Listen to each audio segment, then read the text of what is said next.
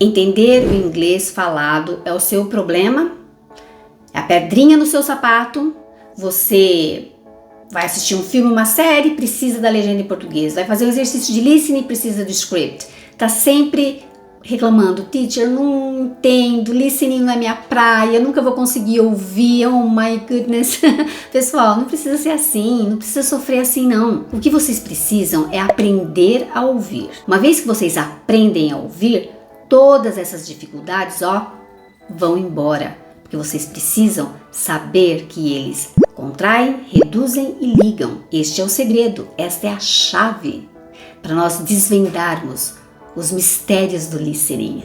Ai, eu sou a DJ Regiane, ajudo você a falar inglês. Pessoal, não tem mistério nenhum. Não tem mistério nenhum, foi só brincadeira. O que vocês precisam é prestar atenção nos detalhes. E hoje eu vou ensiná-los aqui a prestar atenção nos detalhes. Vocês vão aprender a ouvir em inglês e vão ver que listening não é bicho de 7 cabeças. Eu trouxe 5 sentenças, cada sentença tem 2 exemplos, então serão 10 sentenças na verdade. Eu vou primeiro tocar o áudio, depois, sem legenda, né, claro. Depois eu venho com a sentença e vamos aqui juntos analisar tudo que foi feito, tá certo? Vocês vão ver que não é tão difícil assim. Vamos lá então com a primeira sentença. Pri, por favor, toca aí para nós. Do you believe that stress is harmful for your health? Bom, a primeira sentença foi: Do you believe that stress is harmful for your health? Tá aí na sua tela a sentença. O que ela fez? Nada. Nessa sentença, ela enunciou tudo. Ela falou: Do you believe that stress is harmful for your health? Esse for your é que ela deu uma reduzida, pequena reduzida, mas mesmo assim ainda ficou enunciado para você. Ela nem ligou o stress is, que seria muito normal a pessoa falar Do you believe that stress is? Mas ela não fez nem isso. Ela falou Do you believe that stress is harmful for your health? Tá vendo que sentença fácil e simples? Mas agora vamos para o segundo exemplo do you. Toca aí, Pri, please. Do you ever feel like you're always listening to people who agree with you? Bom, a sentença foi: Do you ever feel like you are always listening to people who agree with you? Tá? Agora, eu acho que a primeira parte é que ficou mais difícil para você. Por quê? Ele reduziu bem esse do you ever e ele contraiu o you are, né? You are ficou your. E ele reduziu bem o do you ever, que ficou the ever. Então, como é que ficou a sentença dele? Olha aqui. Do you ever feel like you're always listening to people who agree with you? Bem assim mesmo. The ever. Comum, pessoal. Ele reduziu ela, no primeiro exemplo, do you believe. Ela poderia ter falado do you believe? Poderia, mas ela não quis. Ela quis enunciar e falou do you believe. Ele já preferiu reduzir e falou do you ever feel like you're always listening to people who agree with you? Ele também deu uma reduzida no listening to people, né? Ele não falou to people, né? Ele falou to people who agree with you, né? Ele deu uma reduzidinha pequena aí também, mas nada que ficou assim, né? Não deu para você entender, tá certo? Eu acho que depois do always, tá super simples de entender. Eu acho que os alunos teriam problema na primeira parte de ever feel like you're. Até aí eu acho que o aluno poderia ter algum problema por causa da redução do the ever e por causa da contração do your. Mas o restante da sentença eu achei que não ficou assim tão complicado para entender, não é? Mas vocês viram que diferença do primeiro exemplo do you believe para o segundo exemplo de ever, tá vendo? É assim mesmo, vocês precisam ficar cientes dessas coisas, tá certo? Então vamos para a nossa segunda sentença. What do you think of when I say the word design? Segunda sentença foi What do you think of when I say the word design? O que ela fez? What do you, ela reduziu para what do you? What do you think of? Think of, ela juntou e deu uma reduzida no of, tá certo? Então a sentença dela ficou assim. What do you think of when I say the word design? Word design, ela também não aproveitou o D de word para começar a palavra design, que é muito comum, word design. Mas ela falou word design, dá até para ouvir o Dzinho dela de word, antes de começar a palavra design. Então a sentença dela ficou assim: What do you think of when I say the word design? Eu acho que a primeira parte, what do you think of? Mas ficou um pouco mais complicado para o aluno porque ela reduziu esse what you, não é? Ao invés de what do you, que é como o aluno fala, what do you think of when I say, né? O aluno fala tudo assim, né? Enunciado. Então quando ele ouve o what you, ele não entende, tá certo? Foi isso que ela fez. Mas agora vamos ver o outro exemplo do what do you. Põe aí, Pri, please. What do you most yearn for? A sentença foi What do you most yearn for? O que ela fez aí?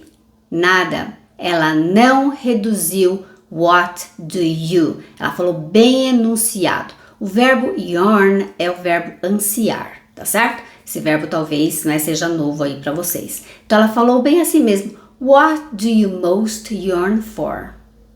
Bem assim. Super fácil de entender.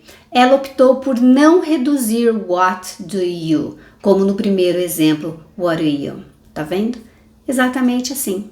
Então, por isso eu digo que vocês precisam estar cientes e conscientes e prestar muita atenção nos detalhes, porque vocês viram que tem nativo que reduz, tem nativo que não reduz. Tá vendo? E vocês precisam saber disso. Vamos para a nossa terceira sentença. How do you find a dinosaur? A sentença foi How do you find a dinosaur? O que ele fez? How do you find a dinosaur? Primeiro ele reduziu how do you e ele falou how do you. Find a. O que ele fez? Juntou esse find com esse a e falou find a dinosaur. Então a sentença dele ficou exatamente assim. How do you find a dinosaur? How do you? Normal? Super normal reduzir isso aí. Mas agora ouça esse outro exemplo de how do you. Vamos lá então, toca aí, Pri, please. How do you make something that is mystical and magical and incomprehensible and yet understandable? Então a sentença foi How do you make something that is mystical and magical and incomprehensible and yet understandable? Bom, vamos lá então. O que ela fez aí? How do you make? Ela reduziu? Não. Ela optou por falar enunciado. How do you make something that is? O que ela fez aí? Juntou that is. Isso ela fez. Mystical. And. O que ela fez? Reduziu. And magical. And. Reduziu de novo. And incomprehensible. And yet. And yet, ela reduziu esse and, ficou and yet understandable. Aí ela ligou o yet com o understandable e ficou yet understandable. Então, como é que ficou a sentença dela? Presta atenção aí. How do you make something that is mystical and magical and incomprehensible and yet understandable? Bem assim, tá vendo? Mas ela optou por não reduzir o how do you make. How do you make? Não, ela falou how do you make. Tá vendo? Ela juntou o that is, reduziu o and, juntou yet understandable. Yet understandable. É isso. Vejam, pessoal, como vocês precisam, como é necessário prestar atenção nos detalhes. Vamos para a nossa quarta sentença. Vamos lá. I want to welcome our partners from around the world. Barack Obama falando, não é? I want to welcome our partners from around the world. O que ele fez? I want to welcome. Reduziu want to e falou I wanna welcome. Deu uma paradinha. Our partners. Ele falou our partners. Ele reduziu o our e falou our partners from, deu uma paradinha, around the world. Ele não reduziu from around. São palavras que carregam função. Ele poderia ter reduzido e falado partners from around the world, mas ele não falou, ele falou partners from around the world. Deu até uma paradinha depois do from. Então, como é que ficou a sentença dele? I wanna welcome our partners from around the world. Ele optou por reduzir want to, reduzir our, mas não reduziu from around. Tá vendo? Foi a opção dele, não é? Então, a sentença dele ficou assim. Vamos repetir mais uma vez. Faça um imitation aí. I wanna welcome our partners from around the world. Muito bem. Agora vamos para outra sentença, não é? Com want to. Vamos lá então, Pri. Põe aí, please. I want to believe that Polly was right. A sentença foi I want to believe that Polly was right. O que ela fez? I want to believe that Polly was right. Ela não reduziu want to para wanna, mas ela aproveitou o T do want para fazer o to e fez I want to believe that Polly was right. Esse was, ela deu uma reduzidinha aí, não é? Não ficou enunciado na sentença, mas deu para entender que ele estava ali, deu para perceber que ele estava ali, tá certo? Então a sentença dela ficou I want to believe that Polly was right. Assim mesmo. Agora vamos para a nossa quinta e última sentença. Vamos lá, Pri, please. And that for mothers like Sarah Shea, who honored her missing son for more than 40 years, we will never stop working. Então, Barack Obama novamente falando. And that for mothers like Sarah Shea, who honored her missing son for more than 40 years, we will never stop working. Aí a sentença vai continuar. Ele falou to bring home, mas nós vamos até o working, tá certo? Nós vamos só até aí. Muito bem. O que ele fez aí? Primeiro ele reduziu and that for. Falou bem rapidinho. Ele reduziu isso e falou and that for mothers like. Aí ele enunciou mothers like, porque era importante. Sarah Shea, também ele enunciou. Who honored her missing son. O que ele fez? Ele reduziu her e falou who honored her missing son for more than, rapidinho, não era importante na sentença. 40 years. Ele também enunciou 40 years. We will. O que ele fez? Ele não reduziu we will para will e falou we will. Falou bem rápido, mas ele não juntou os dois. Ele falou we will never stop working. We will. Tá certo? Poderia ter falado will never stop working. Poderia. Mas ele optou por falar, não é? As duas palavras. We will. Só que ele falou rápido. We will. We will. We will. Tá certo? Muito bem. Então vamos ver como ficou a sentença dele toda fazendo tudo isso. Vamos lá então. And that for mothers like Sarah Shea, who honored her missing son for more than 40 years, we will never stop working to bring home, tá certo? Então vocês viram? And that for mothers like Sarah Shea, mothers like Sarah Shea, tudo num tom só, né? Mas and that for mothers like Sarah Shea, who honored her missing son for more than 40 years, we will never stop working to bring home, blá. Tá certo? Assim, vocês viram que ele reduziu esse her e ele reduziu esse and that for, né? And that for. Porque são palavras que carregam função. Então, não precisam ser enunciadas. Mas agora vejam, no nosso segundo exemplo, esse her falado de uma forma completamente diferente. Muito embora também, não é nessa sentença, uma palavra que carrega função. Vamos lá então, Pri, põe aí, please. And the inability of her to do that same work from her couch means... Bom, então a sentença que você viu aí foi and the inability of her to do that same work from her couch means... Bom, nós vamos até couch, tá? Porque a sentença continuou, mas nós vamos parar no couch. Bom, primeiro, tudo que ela fez. Vamos começar dizendo que ela falou and the inability. E por que ela falou the, não falou the? Porque nós sabemos que a pronúncia, né, desse artigo definido é the. Quando o substantivo que vem depois dele começa com som consonantal, ele é the. Mas aqui no caso, o substantivo começa com som vocálico. Então a pronúncia dele é the. Sempre que for assim, o substantivo depois desse artigo começar com som vocálico, fale the, não fale the, tá certo?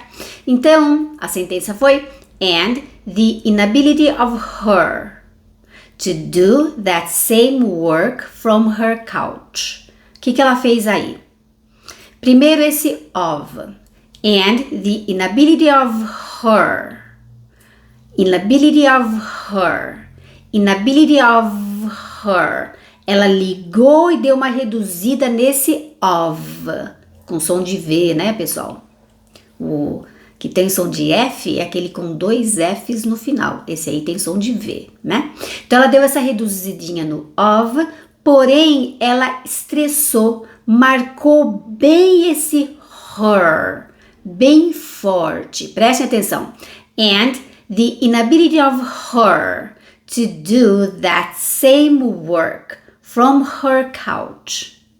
Ou seja, o segundo her, ela também não reduziu.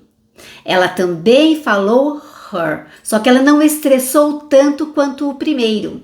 Ela falou um pouco mais fraco, mas ela não falou que é a redução do her. Ela falou her, com o som do esse sonzinho aqui, tá certo? Então como é que ficou a sentença dela? Vamos lá de novo? And the inability of her to do that same work from her couch means blá blá blá. Tá vendo? Foi isso. Então, nesta sentença, ela praticamente enunciou todas as palavras, com exceção da redução do of. E quando ela começou e falou and the inability, esse and também ficou pequeno na sentença, tá? Então, o and e o of, não é que ela deu essa reduzida, mas foi só. Porque depois todas as outras palavras ela enunciou, deu para perceber que todas as outras palavras estavam ali, não ficaram escondidas. Então o que vocês precisam é ficar cientes, conscientes desses detalhes. Uma vez que a ficha cair e vocês começarem a perceber isso com mais facilidade, com certeza o listening de vocês vai melhorar. Mas você não vai ver uma melhora da noite para o dia, tá? Overnight. Não. Essa melhora, ela acontece gradualmente, porque vocês precisam ir aos poucos se acostumando com as reduções, contrações e ligações. E isso vai acontecendo quanto mais vocês ouvem, não é? Mais isso acontece. É exatamente assim. Por isso o listening é tão importante e está tão ligado ao speaking, tá certo? Então, se você fizer tudo isso, vai ser melhor para você identificar. Se você não fizer tudo isso, redução, contração, ligação, não tem problema, mas você precisa pelo menos estar ciente que elas existem, porque você não faz, mas quando você ouve, você identifica, tá certo? Porque não é obrigatório fazer, não é? Claro que não, é sua opção, mas eu sugiro que você faça para facilitar para você, tá certo? Então é isso, use esse vídeo, faça imitation, pratique, você precisa praticar e você precisa aprender a ouvir. Espero que você tenha gostado do vídeo, até um próximo, bye bye!